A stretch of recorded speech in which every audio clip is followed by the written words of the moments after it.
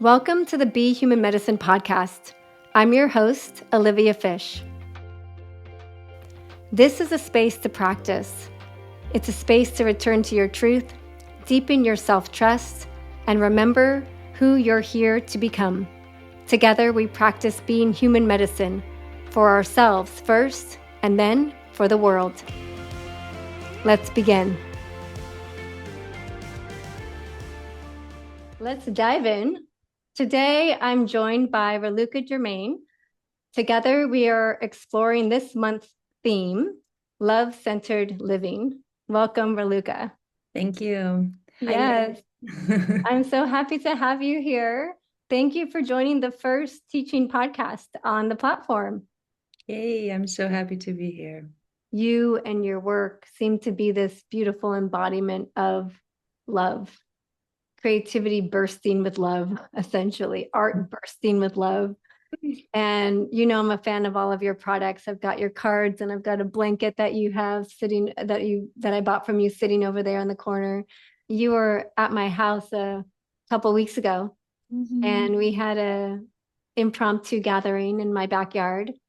And you sang this beautiful song that brought tears to everybody's eyes and touched everybody's heart. And it made my heart expand. It made me remember to love. And I would love for you to share it with us. I know you offered to sing it today. Yeah, be my honor. Great. It's called Only Love Remains, because I really believe at the end of all this, it's truly kind of like I said, there's only love, and love is always there. And at the end of the day, it's truly only love that remains. So, hold my guitar.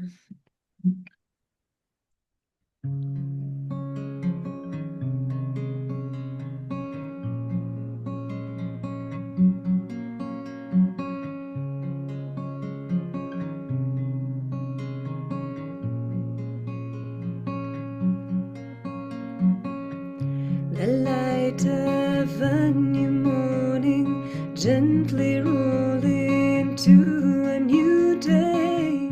I live an endless knowing, a shapeless forming to greet this new day.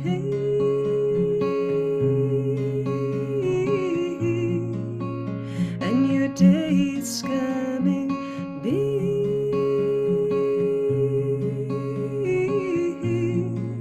We will be free of worry.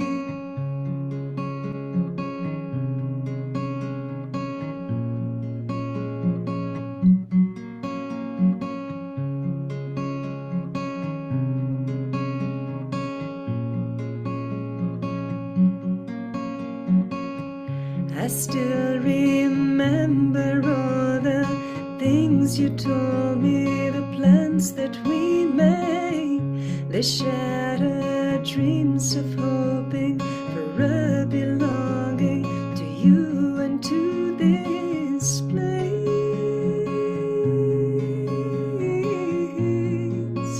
They're all fading now away.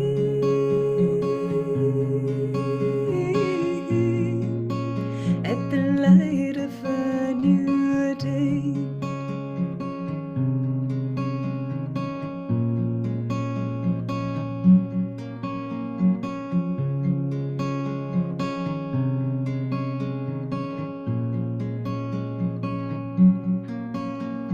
And as the dust settles in, I realize it's never been about you or me. It's always been about the thread of love in between.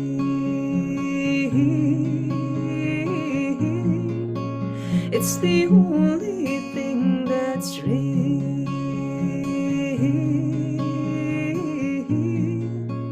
I will need you in between.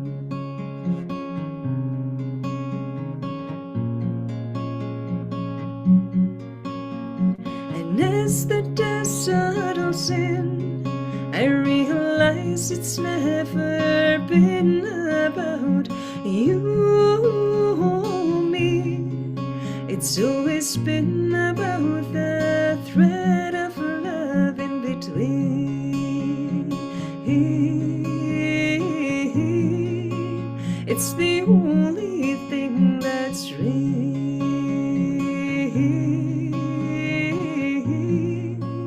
I will need you in between.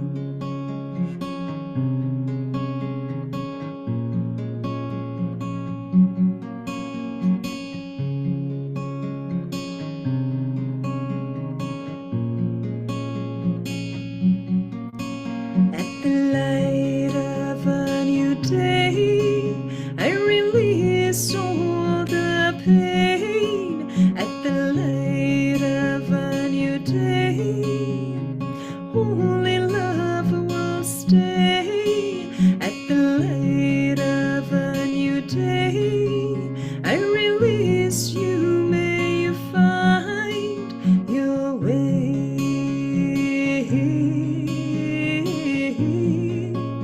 May you find your way.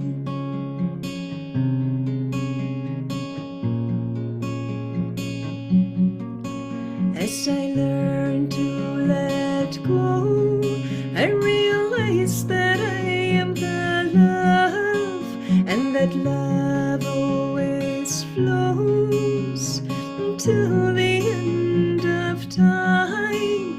At the end of the day, only love will stay. At the end of the day, all our worries will fade away.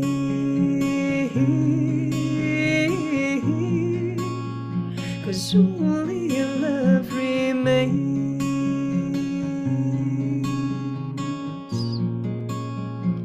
Only love remains.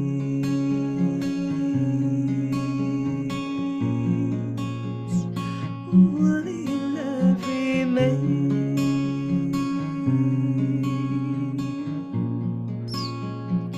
Only love remains.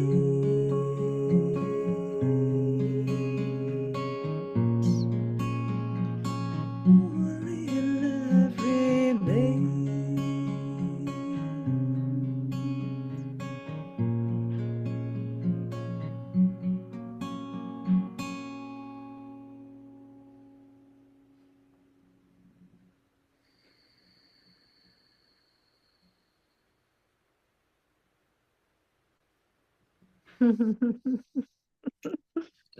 Raluca.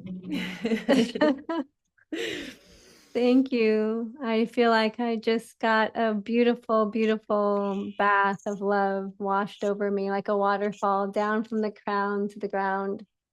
Such a blessing. So happy.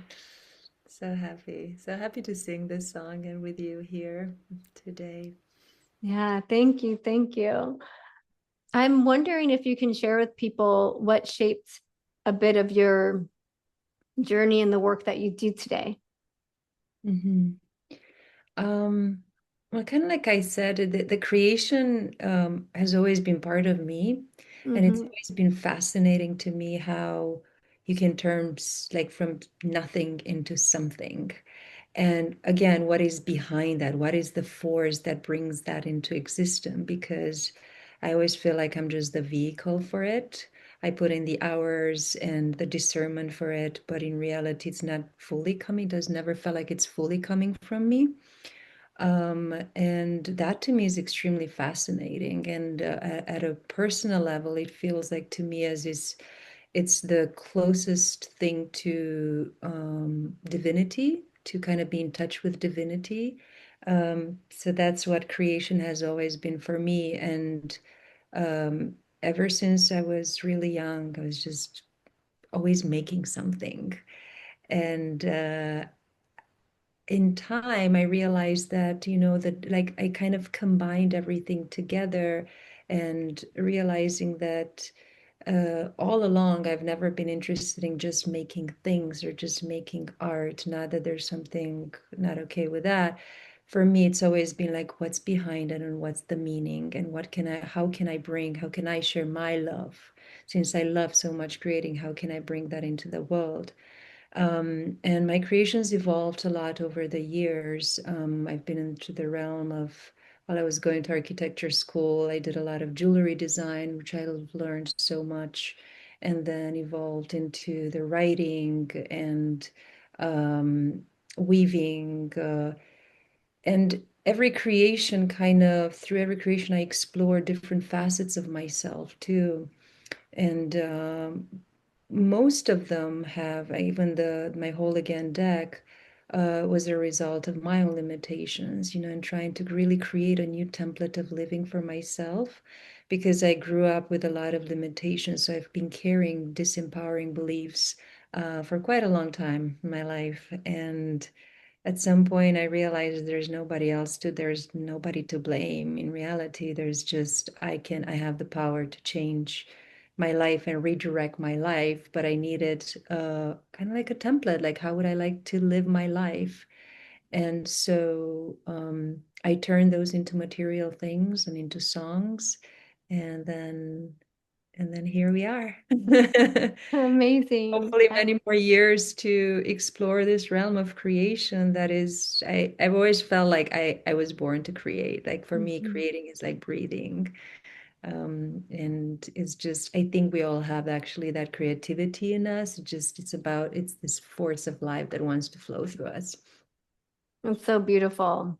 Yeah, I feel the same way with the Spiritual Heartbeat book. I mean, the reason I wrote that, it was just a template for myself that I get to now share with other people, Mhm. right?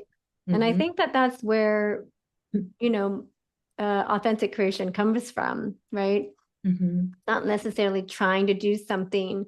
It's actually just being connected to ourselves, connected to divine, divinity, and then something happens where wisdom comes out.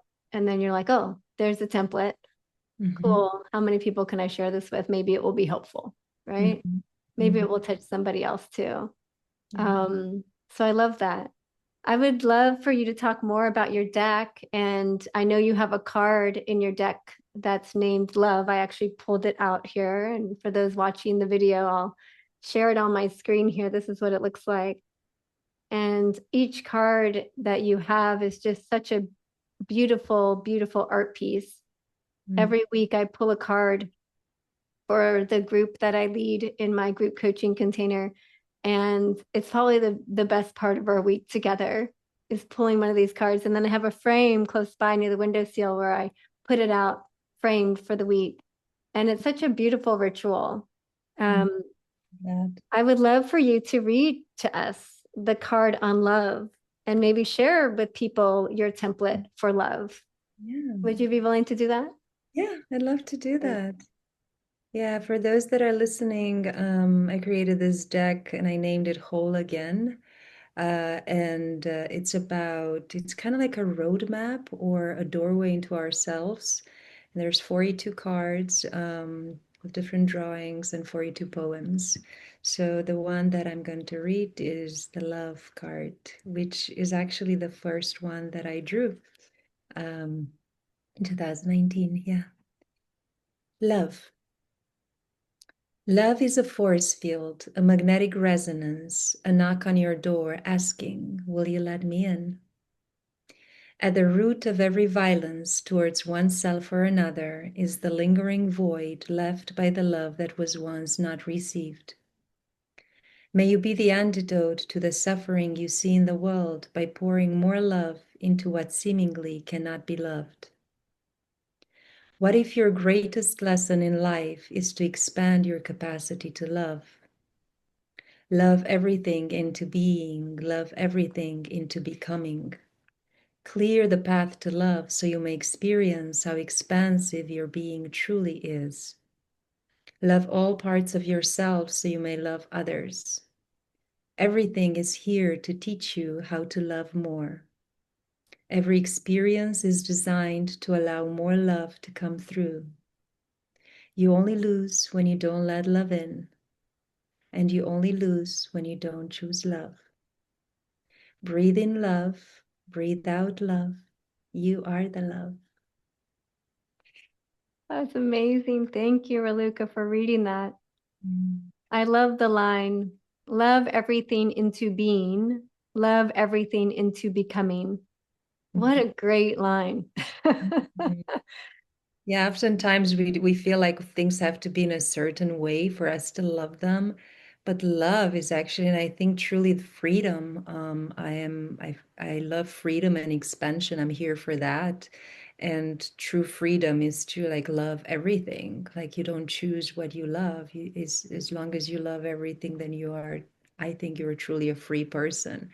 And love everything into becoming. Things are becoming, people are becoming, we're becoming and into being everything that's into existence right now. How do you use that in your everyday life? I mean, part of what's coming to me is I was coaching a client yesterday, and I said to her, can you see the best version of your husband today? Like who he is today, not who he was 3 years ago. And Mhm. that's what I was thinking about when you read Love Everything into Being.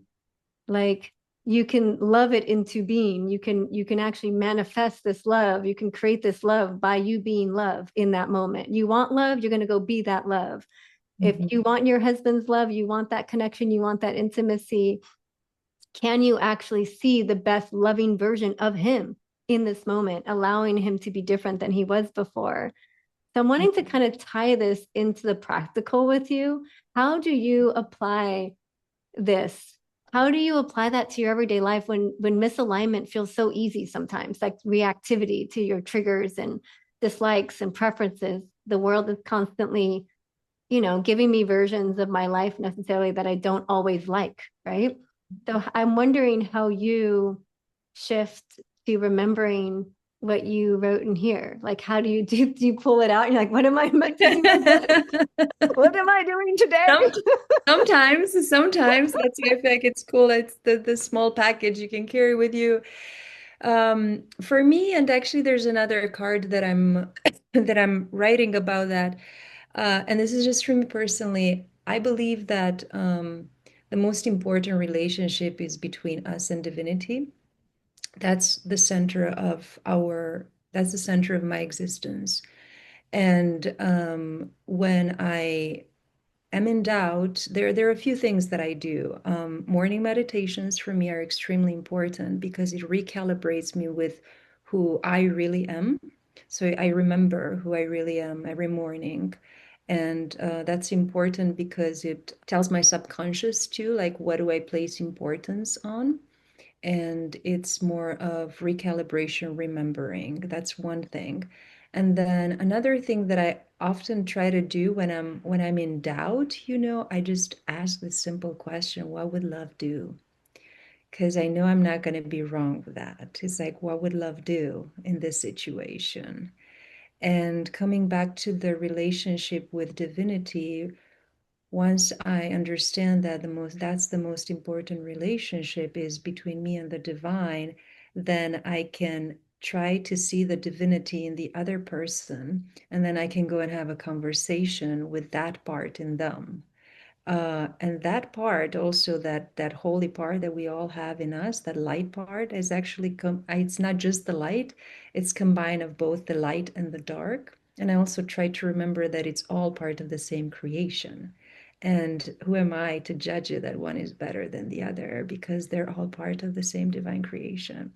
I know it's not always easy. It's just definitely for me, it's not easy, but I think uh, like I said, recalibration of my own system and remembering and coming back to myself helps me show up differently. And even what would love do? Honestly, oftentimes love is oftentimes love is no.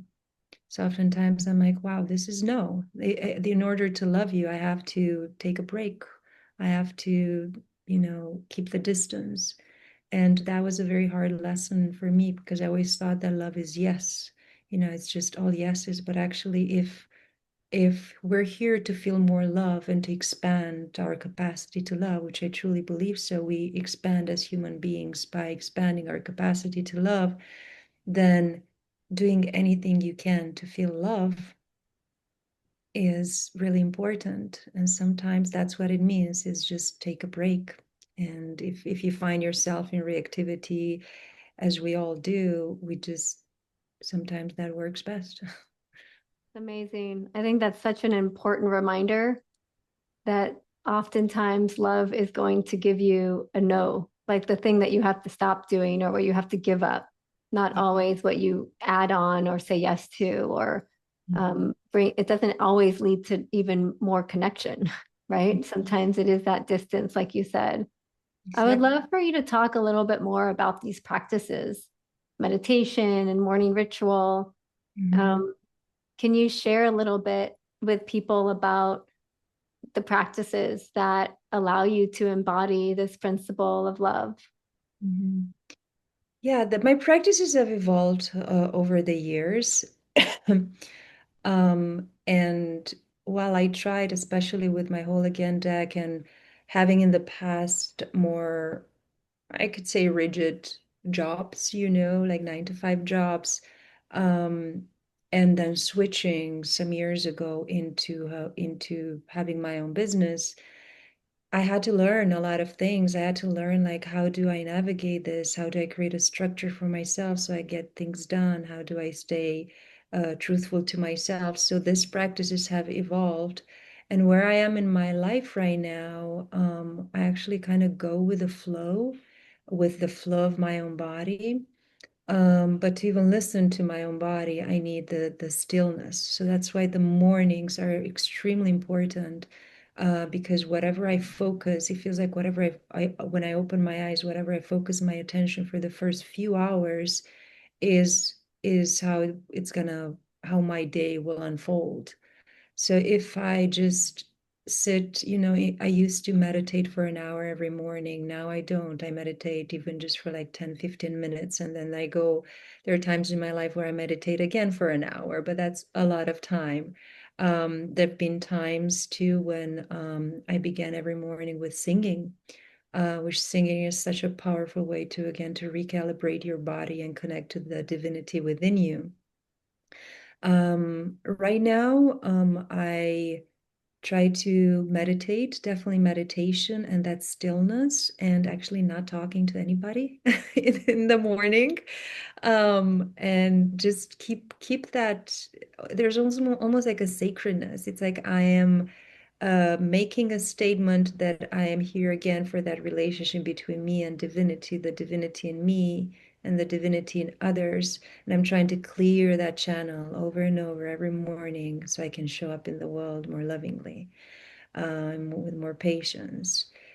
And also, there's days when meditation is really not as important as movement of the body for me. I feel like as an intuitive, there's a lot of energy that moves through me, and even creativity is an energetic force that oftentimes feels very uncomfortable. To be honest, it feels even like anger. So there's when I see it moving through me, oftentimes the best way to be is through movement. So I go for a run, for a workout, you know, and that seems to really help, because there were times when I was just tried to be rigid. I'm like, no, meditation is it, but actually it's not. It's whatever you need, the stillness of the mind to really listen to what do you need in that moment. Um, and that for me it took courage over the years to trust that, and to trust that it'll still lead me to a quote unquote productive day, and I'm still gonna get things done. And yeah, but I've learned that the more I allow myself to be in the flow and listen, the better my days become. Yeah. That's beautiful. Thank you for sharing that. I think it's so wonderful to hear, to have people hear what actual practice and ritual and routine looks like to be connected to divinity. Mhm. Divine living is actually the theme for next month. So we might have to bring you on for round two because it sounds like you have some great insight there. I think that having a morning practice is actually the cornerstone to having that relationship with essentially your truth or your true nature. And that includes divinity, that relationship with the divine. And so I love hearing that there's routine, but it's a flexible routine by you tuning into your intuition first to see, well, what is needed? What is alive right now? What is my intuition asking of me? What is my body asking of me? Mhm. I think that there's a lot of people out there that think that know about this whole morning routine thing, you know? They're like, Yeah. "Oh yeah, I need that." And I'm wondering what you would say to them to encourage them to actually show up for it. So it's one thing to know, okay, the morning routine would be helpful to set up my day. Like I Mhm. think most people probably are like, yeah, that's a good idea. Yeah. So Yeah. how would you teach turning that idea into an actual practice? Like what when you don't feel like it, for example, or in times in your life when you didn't feel like sitting down to meditate or listen to your body, when your schedule dictated what you ended up doing in the morning versus Mhm. what you knew you needed to be doing. What do you where do you go to? Where do you lean into? How do you show up even when it's not convenient? Yeah, yeah. And I actually wanted to add another, which I'm surprised I forgot. It's so important for me. Writing is another one, like the morning pages, just writing. But yeah, I understand. I often talk to friends, and it's a it's almost like a constant thing that you have to remember every morning, and that includes for me too, because sometimes I wake up in the morning and, for example, weaving, I weave and I have a piece in mind and I have this specific thing in mind, and I'm so excited that I really want that to be the first thing I do, and I don't want to keep my routine, I don't want to meditate, or I don't want to, but in time, I've learned that every time I do that, my day is not that good, is not as good, or at least, like because again, there's something about who do you give your energy in the morning? Do you give it to like a greater, like the truth in yourself? And when you do that, you also remind yourself that that comes above everything, above the material things, above. So, what helped me to keep coming back was experience, but also I think creating habits. I think creating habits so that your body remembers, um, and try to do even with morning pages. For me, like even just starting, like I wanted to be very diligent about it, and um, if I write 3 long pages, every time at the end of the last third page, like something brilliant comes up. And I have to kind of force myself sometimes, just write, doesn't matter, just stream of consciousness.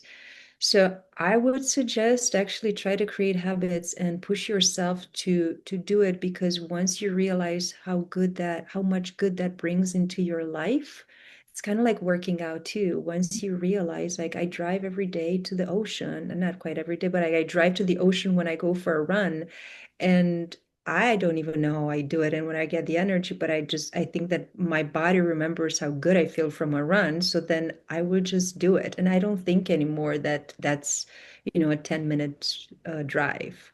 So I think it's um, just doing it for a little bit of time till your body remembers and your mind understands that your life does get better through that, and not doing it too so you can understand the difference between that, and just taking a pause and seeing like, oh, how does, and it's very tempting because I know that too with meditation is like once you're like, like you meditate every day and just your life kind of gets better because you are different. I mean, you become more of the observer. You don't take things personally so much.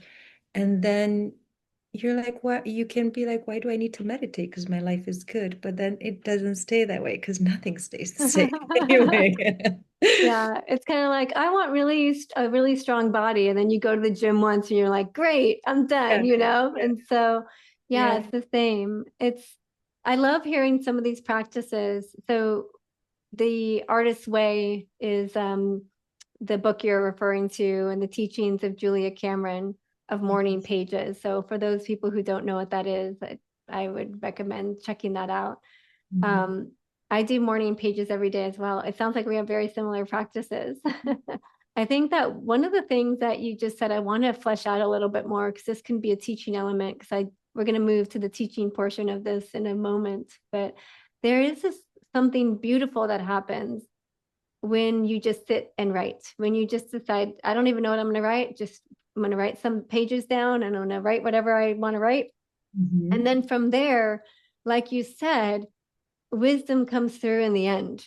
Mm-hmm. It always happens, like every single time. And when I feel like I'm still a little stuck in blaming or complaining or my stickiness of life or resistance, I'll then write, "Dear love, what would you have me know today?"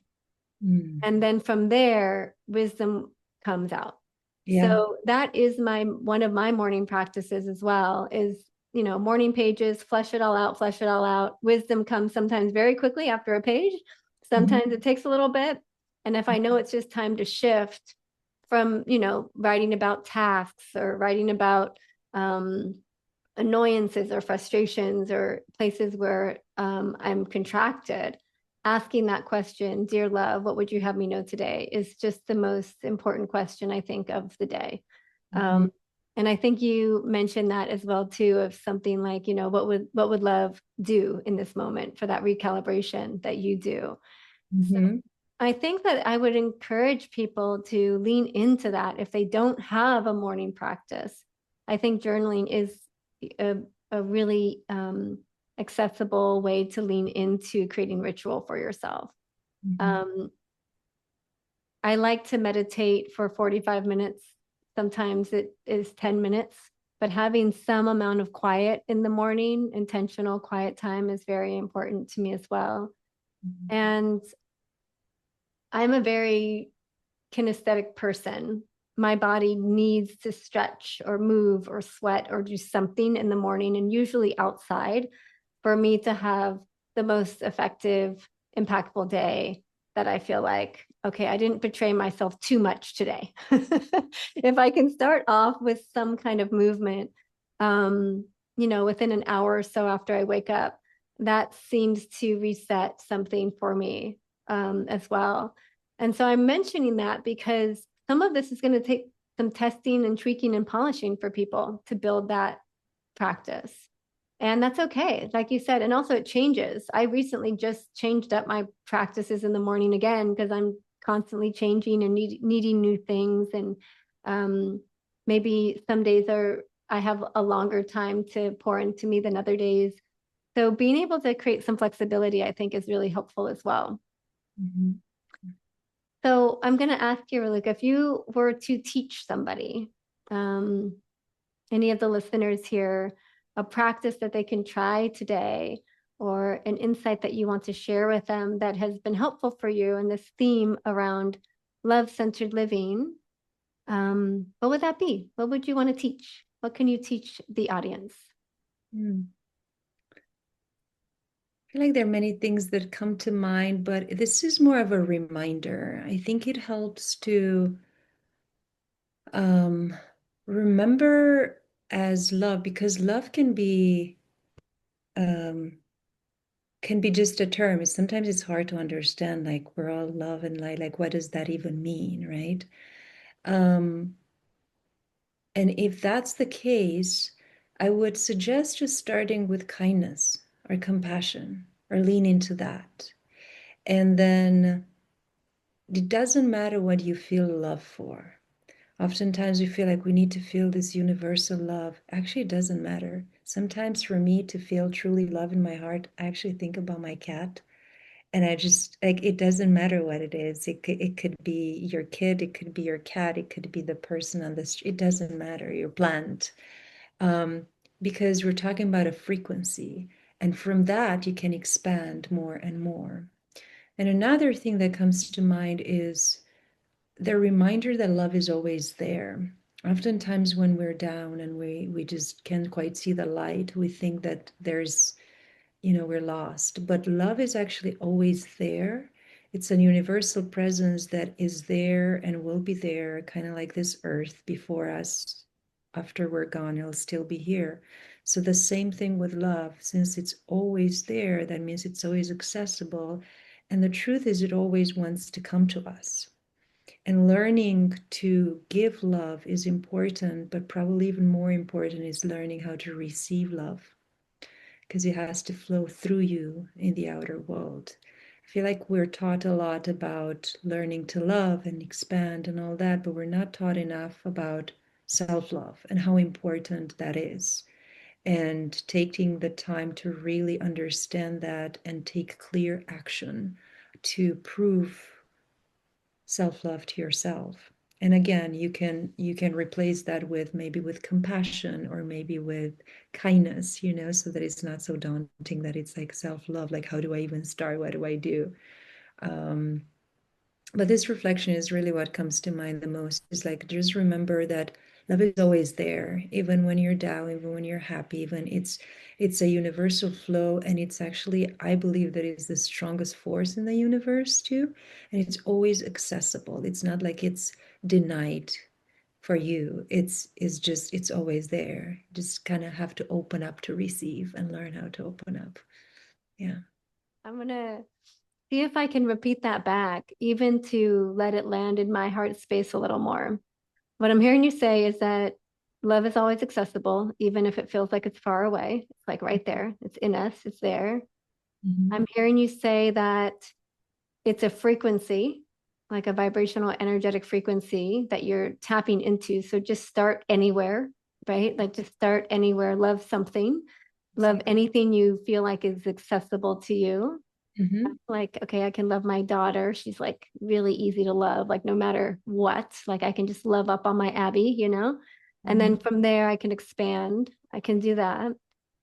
And then I'm hearing you say also something around kindness, which maybe we can expand on a little bit. I do think one of the biggest um, achievements, I'll even call it, in my life is to learn how to be nice to myself. I'll say, I don't even want to call it kindness. I just want to say, oh, I'm nice to me now. Like I'm not so mean to myself. Yeah. And I think that that is just to meet myself with a bit more care and kindness and, like you said, compassion. So being able to have that be a habit has been one of the things I would say is my greatest accomplishment in life. The fact that that's happened consistently, not always, not 100%, but it's consistent. It's And beautiful. that is a big deal. I can cry think telling you this right now. It's a big deal. And I think that part of what I'd like to see if you want to share a little bit more is, you know, there's moments when it's really challenging. There's like a challenging, hard moment, challenging, hard day. Maybe that challenging moment is now lasting 2 days or 2 weeks or whatever it is in my space. And there's a moment where I'm thinking, man, like, where is it? Where's the love? Like it does feel far away, it doesn't feel as accessible. And then when I'm in that space of that frequency, it's like, how did this ever go? How am I have ever, ever, ever not here? Mhm. And so there's this thing that happens, and I know I'm not the only one to experience that. So I would love to hear from you. What do you make of that? How do Mm. we get there a little faster? How do we recover faster? Right. But then when we're in it, it's just like, well, this is never going away because it's just all there is. So at least Mhm. that's how I think about it in those moments. I think we're here to expand our capacity to love. And if everything is here to teach us how to love more, if we can look at everything through that lens and remember, right, even when it's really hard, that's one thing. But also, if we're here to learn how to love, we will be given circumstances where there think like you have to, in order to learn something, you have to like not like it, right? That's how you learn to love something you think it's unlovable. So I believe that too, that we have our shadows, and loving our shadows and loving those sides that we think are unlovable in ourselves, first and foremost, we're here to do that. So if we're here in this school of love, the great school of love, that means there will have to be things in order to learn actually how to love, we will be facing these things that are unlovable in order to learn how to love. Mm, That's been a great challenge for me throughout my life to really learn to love all the facets of myself and remember that my soul at a higher level too is here to experience all of its facets, which I do believe we are here.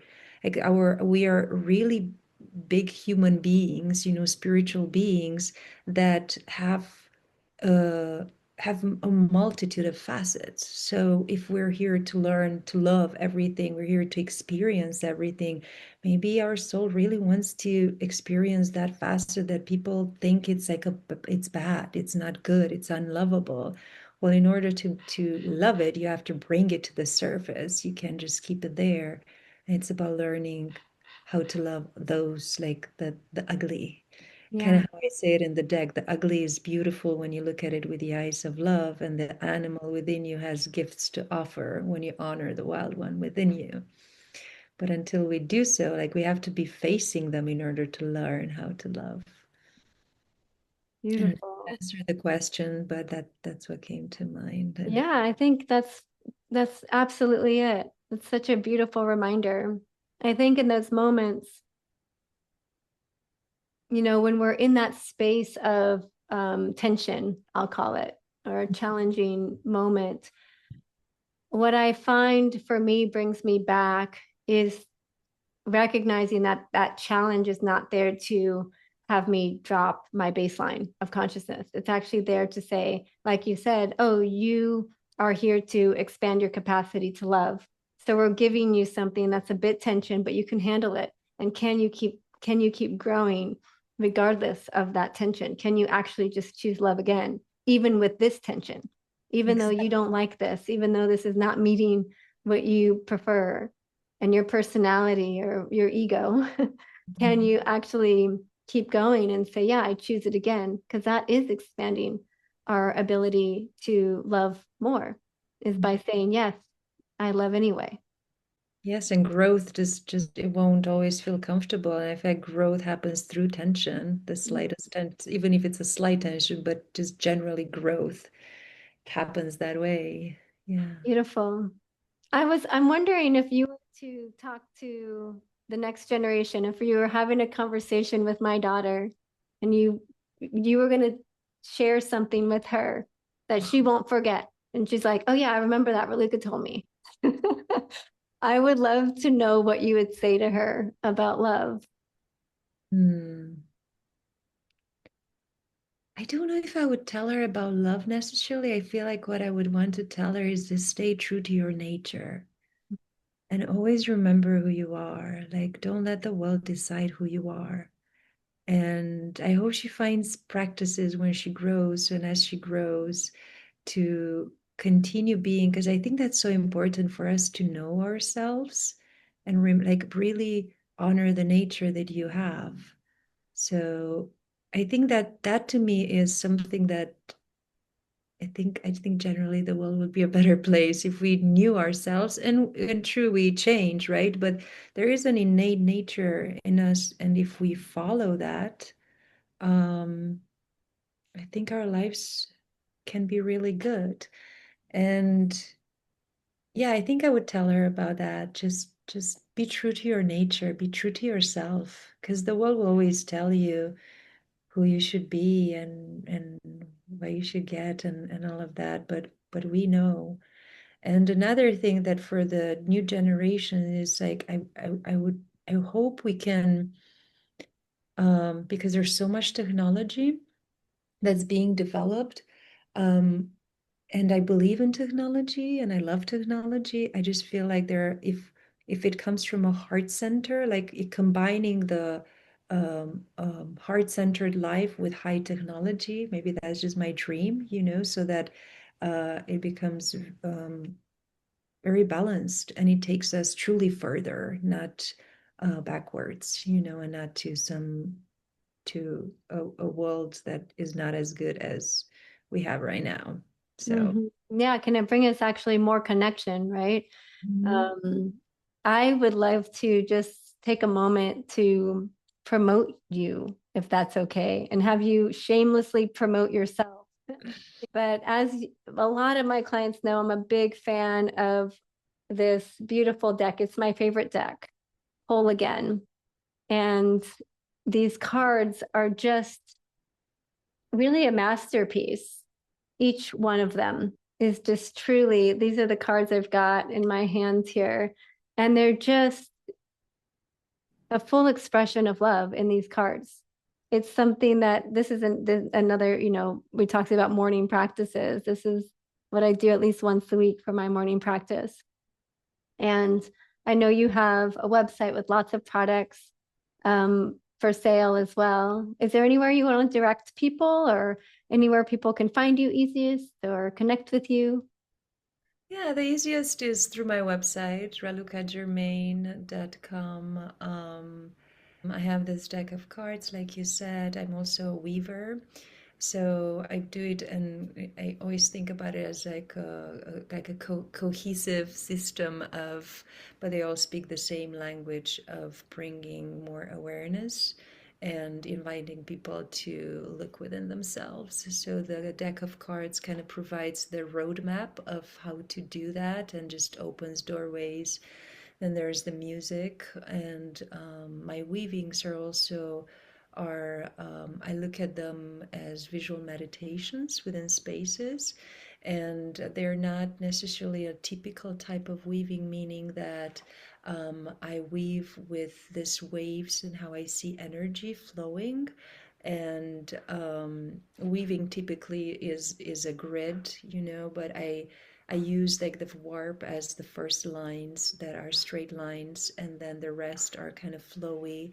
And for me, the grids represent the structure of life and the life that we've been given. And then the waves too are breaking the grids and creating your own path. And so, yeah, I love speaking about weaving because I think that we actually weave the tapestry of our lives with every choice. And yeah, you can check them out. I'm combining them lately too with paintings too. So it's about reflection of the inner landscape, outer landscape, and inviting people to just really look within themselves, and weaving with gold, because I truly believe that it's all a remembrance of the true gold that's within us, that spark of light that we all have.